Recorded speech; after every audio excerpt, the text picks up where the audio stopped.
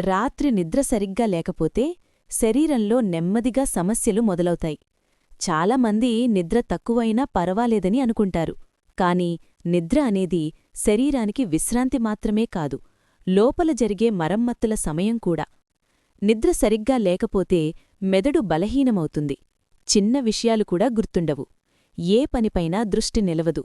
నిర్ణయాలు తీసుకోవడంలో అయోమయం వస్తుంది. నిద్ర లేకపోవడం వల్ల రక్తపోటు పెరుగుతుంది. గుండెమీద ఎక్కువ ఒత్తిడి పడుతుంది. దీంతో గుండె సంబంధిత వ్యాధుల ప్రమాదం పెరుగుతుంది. నిద్ర తగ్గితే ఆకలి ఎక్కువవుతుంది.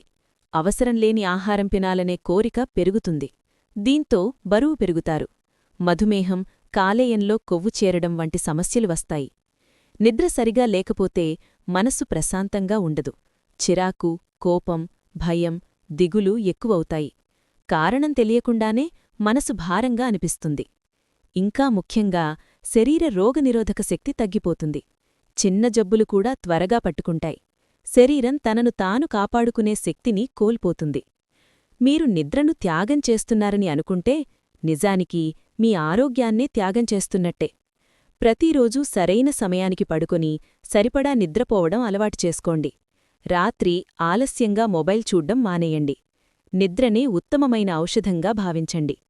ఈ మాటలు మీకు ఉపయోగపడితే ఈ వీడియోని పంచుకోండి. మీ ఆరోగ్యం మీ చేతుల్లోనే ఉంది.